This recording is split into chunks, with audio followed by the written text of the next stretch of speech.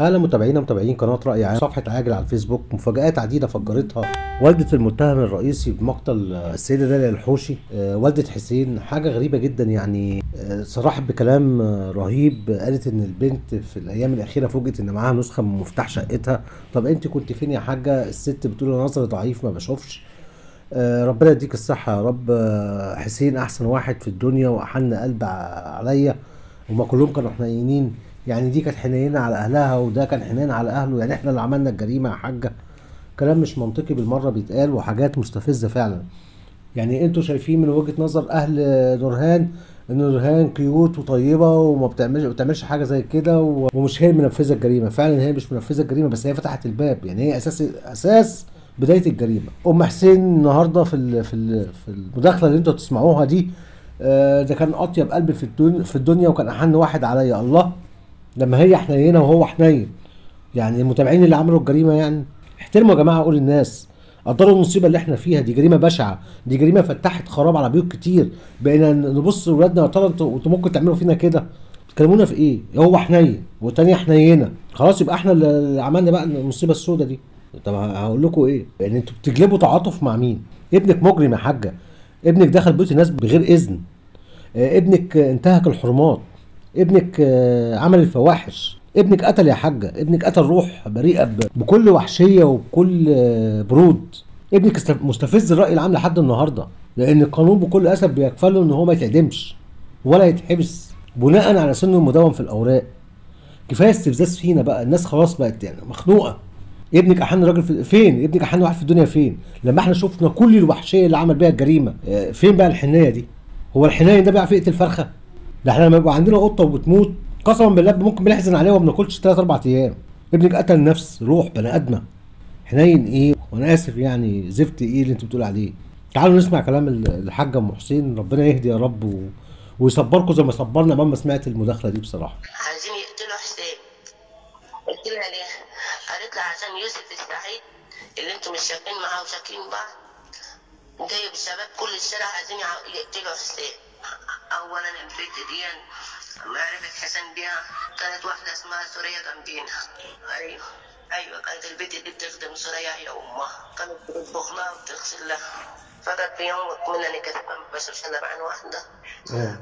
قلت انا عايزة بصل، اصل انا مانيش لاقي بصل عند طنط سوريا. اتلاقيها كانت جاية حجة عشان حسين. هي كانت عامله اللي هي بتحبه. ما انا هحكي لك الحكايه حضرتك. قامت هي جايه دفع بصله. انا معايا بنتي تبع النفسيه مش تثبيت النفسيه، بنتي الكبيره. انا معايا 3 من تعبانين. حسين كان بيشكى دايما من دماغه. قلت تعالى نوديك المستشفى، يقول لي لا.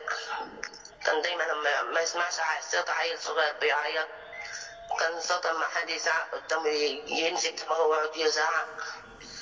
حسين كان أطيب واحد في الدنيا عندي، كان حنين عليا قوي. كان هو دايما على طول. لقيت البت قاعدة معاه على السلم مرة حضرتك، كانت جايبة صبع كده أبيض في إيديها وقعدت تشم فيه وبتقول لي بتاع ده هو وحسين. مش عارفة بقى هو حاجة كده مسمى بتاع كده أبيض. قمت انا قلت لها يا بنتي والنبي ادينا حبه انا عندي برد. قالت لا ما ينفعكش انت يا طنط، اصل هو قرب يخلص. هو اليوم ده ومره راح وفجاه لقيتها حبايبته ازازه كده حمراء اسمها ايه استنجا. 2 جابوا 2 شربوهم هما ال2. قمت انا قلت لها ايه طب ما تدينا حبه. قامت قالت ما ينفعش. البنت كانت واخوها احمد عارف بكده عشان تبقى عارف. اخوها احمد عارف ان هي كانت بتروح لحسين وكانت بتشوفه، هما كانوا صحاب. انا جايه من نفسيه في يوم لقيتها واخده معاها يوم الحادث لقيت حادث معاها مفتاح للبوابه ومفتاح للشقه. لان انا بخرج زي ما انت عارف اشوف رزقي. شويه لقيتها حسين كانت لما بتيجي عندنا هو كان بينزل تقول له انزل يا حسن البخل اخويا البخل مش عارف مين. في الاول فجاه في الشهر الاخراني اللي قبل ما تقتل امها باسبوع، لقيتها عملت ايه، راحت وقع الناس كلها ان هي تروح لحسين وبتيجي من حسين. في الاخر كل حد كان تيجي تاخده وتروح جنينه اسمها جنينه المسله كل يوم. اجت حابه تلبخ بنت شويه، قعدتها 20 يوم. وعندك المدرسه بتاعت بنت الازهر اسالها. بقى تخليها ما تروحش المدرسه. ابن اختي كانت عندي يومها، كانت بتخدمني عشان انا تعبانه ظهري مكسور. عملت اختي بتقول لها ايه، ابن بنت اختي مصور معاهم يومها في التليفون بتاع حسين ولا بتاعها هي، في تليفون بالصيانه انا بعمله لك. انا زين ابعته لك يمكن يثبت منه حاجه. ماشي. والتليفون ده كان بتاعه. وحضرتك بقت هي كل يوم تيجي من الساعه 8 الصبح بعد انا بخرج، تروح لامها 12 بالليل وانا عيانه ومش عارف ايه. وقناه النسوين اللي بيقعدوا يدرسوا الدروس دي كانوا يتصلوا عليها وهي تقول لهم انا مش فاضيه، انا عيانه، انا مش عارف ايه. كانت تجيب اي حاجه عشان تقعد مع حسين. هو صراحه كانت هي بتقفل الباب بالمفتاح. لا انا كفيفه. ده الكلام ده بنتي اللي هي بالنفسيه هي اللي قالت لي. انا ما بشوفش، انا معايا ورق عندكم هناك في المحكمه ان انا كفيفه والاسلوب كلهم عارفين، بس انا مش قادره اتكلم. المهم بقى ايه، سوريا كانت عارفه بالحكايه واحمد كان عارف بالحكايه وامها كانت عارفه بالحكايه. عشان كانت بتكرهنا، عشان كانت بتقعد عيالها الوقت ولعوا لي في العربيه وعملوا الدنيا، بهدلوا الدنيا هناك. انا عرفت كده. حضرتك الترنج اللي على حسين هي اللي جايبه له ب 600 جنيه. انا شايفه ان البنت كانت دايما تيجي، ما كنتش اعرف ان هي حب ولا اي حاجه، ما كنتش اعرف. كانت بتيجي تدي البنت درس وبنت صغيره مش عارفه حاجه. حسين كان قاعد معايا جنبي يومها، كان يومها قاعد جنبي والجيران كلها شاد بس ما حدش راضي يشاد معايا. كان قاعد يومها وهو اتفاجئ. هي اتصلت عليه وقالت له يا حسين ده في واحد بيتصل عليا وبقول ان مامتي في المستشفى عليا يومها، وعندي ابن اختي اللي راح معاهم نفس الحادث يومها اللي طلعوه. ابن اختي كان جاي من الشغل وهو كان معايا بشاد كده واختي. قالت اتصلت عليا وقالت لي ده تليفوني راح الاول ورجع وانا عند عمتي. فجأة بعدها بربع ساعة قالت ده واحد اتصل عليا وقال لي ده ماما في المستشفى. بعدها بربع ساعة لقيتها بتقول لي انا مش لاقيه ماما في المستشفى والتليفونات كلها راحت. كانت بتكلمني من تليفون امها. لا مفيش واحده تموت امها، محدش يعملها في الدنيا، بس زيارتها كانت هتيجي على قد امها. بس الحمد لله اللي جت على قد كده. ده بنتي سمعته ان هي كانت هتقتل عريسها روكر، وسمعتها ان هي كانت هتقتل واحد اسمه اشرف كده. كانت بتقول لي ابتسام بنتي. بس انا جيت اقول للمحامي الاولاني كده قال لي ما ينفعش شهاده اخته. قالت لها انا هقتل عريسي واقتل امي وانا مانيش عايش معاه. وكانت عايزه تاخد حسين وتهرب في اي حته.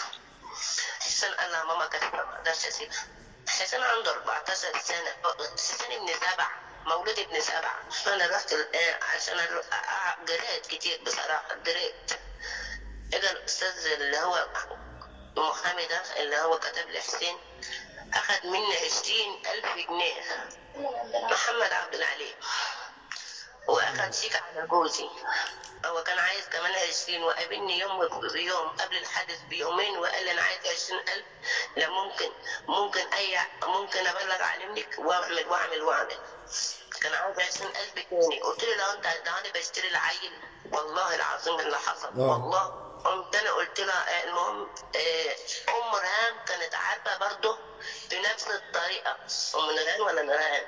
ابو نورهان ما كانش يعرف، بس قبلها بيومين كانت كل يوم الفجر تبعت اخوها ياخده. الكلام ده بقى قامت ابتسام بنتي قالت له يلا انت جاي مستحمي منين؟ هي كانت بينده عليها ويقول له تعالى نصلي الفجر. كان يجي ينده عليها ويقول له تعالى نصلي الفجر.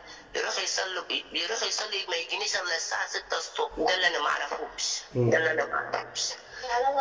بعدها اكتشفنا ان ابني ببات بره. بقيت ابلغ الحكومه واجري. كل مره راح ادور عليه بالاقسام يقولوا لي ما فيش حاجات من دي. ما بصت لقيت البيت يوم الحادث معاها مفتاح شقتي. بقول لها انت واخده المفتاح ده ليه؟ قالت لي علشان استنى اقول لك على الحكايه التانية. فهي مره تلاقيتها بتقولي الحق يا ام حسين. قلت لها يا قالت ده في 7 عيال الشارع عايزين يقتلوا حسين. قلت لها ليه؟ قالت لي عشان يوسف السعيد اللي انتم مش شايفين معاه وشاكين بعض جايب الشباب كل الشارع عايزين يقتلوا حسين وانا جاي انبههم. قلت لها طب تشكر اللي انت جايه تنبهنا يا بنتي. وانت متعرف على الولد قبل خطوبتها باسبوع او 2؟ ما هو متعرف عليها قبل خطوبتها باسبوع ولا 2. انا عارفه ما كانتش بتحبه. لا انا ما اعرفش ان هي بنت ولا مش بنت عشان حق ربنا، بس هي بتقول ان هي كانت ماشيه مع واحد اسمه اشرف وبقت كده. ما اعرفش، هي بتقول لي واحد اسمه اشرف شغال في سايبر في العرب في سنتر. والله ما اعرف يا استاذنا علشان انا ربنا ما يحاسبني. ما اعرفش. ام نورهان كانت دايما لما حسين يتعور او يجرى له حاجه كانت هي بتمشي معانا خطوه بخطوه في قلب المستشفى وانا ما اعرفهاش. اما حكايه الصحافه ان هي جتني علشان تاخد مني حاجات وانا مسكت بيها. انا انضربت يومها بالليل ومشيت انا وعيال. انا مش موجوده في البلد بس انا دلوقتي في دمياط. حضرتك ابني معروف في الجناين كلها ان هو كان بيحامى عن بنات. اي شاب كان يكلم بنت كان ابني بيحامى عن البنات اللي في الجنينه. اما اقول لك على حكايه القضيه الاولانيه بقى. القضيه الاولانيه كانوا بيهم 3 طالعين عليه من المكنه ابني اتى ب3 دول كانوا واقفين لابني. اما هو جايين ياخدوا منه التروسيك ضربوه ووقعوه على الارض ونيموه تحتيهم. اما هو كسر ازازه راح. اما هو ما قدرش على ال3 راحت لها ازازه وهو نام تحتهم راح معور واحد فيهم. يومها راح سلم نفسه. وهو يومها راح سلم نفسه بنفسه. طبعا عمالين ضغط اخته هتموت عليه. ده اخته ما راحتش المدرسه ولا امتحنت. اخته بالازهر وكانت هتموت عليه. لو بعد الشر عليه طب حضرتك في حاجه بالنسبه لي انا ولا ابوه برضه ابوه تعبان نفسيا برضه. في تسجيل معايا دلوقتي بان واحد كلمنا من عند البيت هناك بيقول ان البيت دي كانت سلوكها مش حلو وانا معايا تسجيل بكده.